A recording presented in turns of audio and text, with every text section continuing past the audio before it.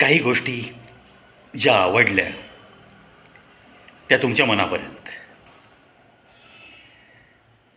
लग्नाची पंगत किंवा कोणत्याही एखाद्या समारंभातली पंगत, आजकाल बुफे डिनर या पद्धतीमुळं पंगत वाढणं हा प्रकार तसा दुर्मिळ झाला आहे. तथापि अजूनही काही ग्रामीण भागामध्ये तीच पद्धत प्रचलित आहे. मध्यंतरी मित्रांनो, तामिळनाडूमध्ये केळीच्या पानावर एका घरगुती समारंभात पंगत बघण्याचा योग आला.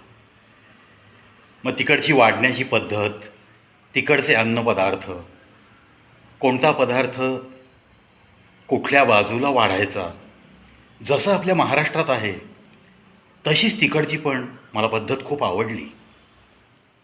अतिशय सुंदर असं ते ताट दिसत होतं भरलेलं, आणि त्यांच्या पारंपरिक पद्धतीने केळीच्या पानावर हे सजवलेलं ताट.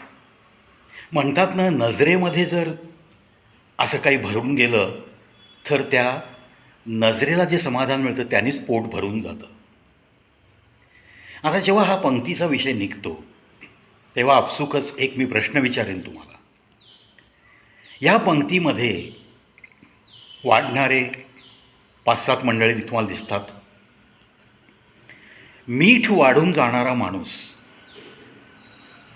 पुन्हा मिठाचा डबा घेऊन वाढण्यासाठी पंक्तीमध्ये येत असतो का? याचं उत्तर नाही असंच आहे. कारण ताटामध्ये एकदा मीठ वाढल्यानंतर पुन्हा ते वाढायला सहसा कधीच माणूस येत नाही. आता पहा, हा मीठ हा पदार्थ आपल्या सगळ्यांना माहिती आहे की जास्त खाल्ला तर तो आपल्याला हानिकारक आहे, म्हणून तो पुन्हा येत नाही असंही काही जण समर्थन करतील. काही जण म्हणतील मागवलं तर नक्की मिळतं. अगदी खरं आहे.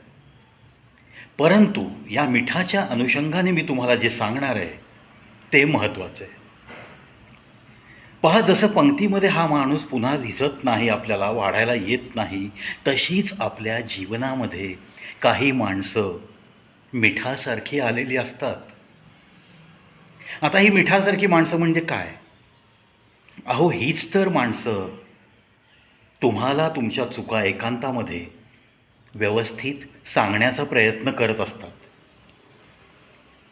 म्हणजे तुमचं पाऊल कुठे काय वाकडं पडलं, तुम्हाला धोका कशा रीतीने होऊ शकतो, अशा गोष्टींमध्ये आपल्याला सावध करणारी ही आपली माणसं असतात.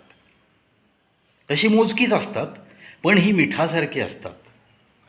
म्हणजे पहा, त्या ताटामध्ये मीठ जर वाढलं नाही तर ते ताट अपुरं असं वाटायला लागतं. आणि जरी वाढलं तरी त्या मिठाकडे कोणी लक्ष देत नसतं. का?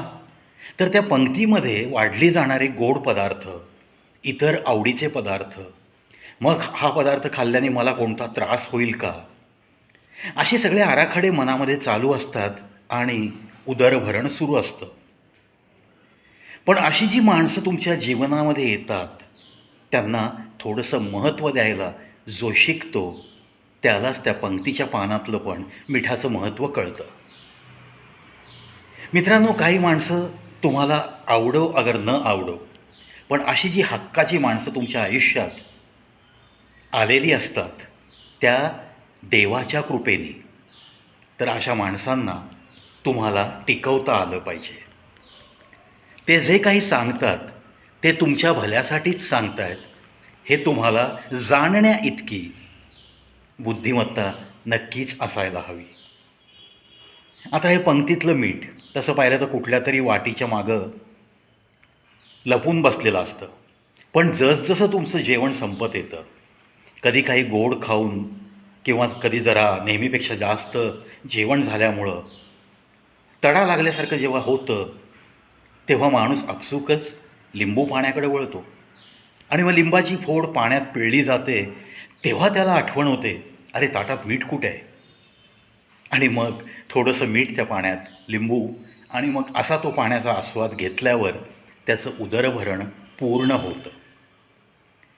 म्हणजेच गरज लागल्यानंतर जे तुम्ही हुडकता ते तुम्हाला देवाने जर आधीच दिलं असेल, तर मग अशी मिठासारखी माणसं तुमच्या जीवनातनं कदापिही जाऊ देऊ नका. कारण सर्व गुणसंपन्न हा असा कोणीच माणूस या पृथ्वीवर नाही आहे, हे तर प्रत्येकाला मान्य आहे. हां, आता कोणी जर स्वतःला समजत असेल की नाही मला कोणाची गरज नाही, मी सर्व गुणसंपन्न आहे, तर हा त्याचा भ्रम असतो. आणि या भ्रमातनं मग बाहेर पडायचं का नाही पडायचं हे ज्याचं त्यांनी ठरवायचं असतं. का मग मरतानासुद्धा खंत घेऊनच मरायचं, हा प्रश्न निर्माण होतो. मग हा प्रश्न जर स्वतःला विचारला आणि जर अशी मिठासारखी माणसं आपल्याला हवी आहेत असं वाटतंय, तर मग त्यांना जपणं कोणाचं कर्तव्य आहे? आपलंच कर्तव्य आहे. मित्रांनो, मला ही छानशी गोष्ट आवडली. मिठावरून एका मानवी जीवनाशी त्याची तुलना करणारा असा हा छोटासा प्रसंग घ्या, किंवा एक छोटी गोष्ट म्हणा, किंवा मला आवडलेली एक गोष्ट म्हणा. चला, मिठासारखी असलेली, आपल्याशी स्पष्ट वक्तेपणाने आपलं चांगलं व्हावं यासाठी काही सांगणारी आणि खरोखर आपल्याला मनापासून जपणारी अशी जी काही माणसं आहेत त्यांची यादी बनवा. आणि मग ती जर कुठे हरवली असतील, आपल्या चुकांमुळे जर ती हरवली असतील, तर नक्की जाऊन माफी मागण्याशिवाय पर्याय नाही. कारण अशा माणसांना हरवणं म्हणजे आपण स्वतःचं खूप मोठं नुकसान करून घेणं असंच असतं, असं मला तरी वाटतं. आशा करतो मित्रांनो, आपल्या जीवनात जर कोणी असं मिठासारखी अशी काही, मीठ खारट असतं पण अशी काही गोड माणसं जर असतील, तर नक्की त्यांचा शोध तुम्हीही घ्याल आणि त्यांच्याशी नातं कसं टिकून राहील या गोष्टीकडं तुम्ही नक्की लक्ष द्याल. याच अपेक्षेसह आजच्या एपिसोडमध्ये इथंच थांबतो. आवडल्यास नक्की कॉमेंट करा. कविप्रवी शो यूट्यूब चॅनल पाहत राहा, ऐकत राहा. अशाच सुंदर सुंदर गोष्टींचा खजिना असलेला हा एकमेव channel. 7,165 video, 7,165 videos uploaded by this Pravi. Do visit this unique channel on YouTube.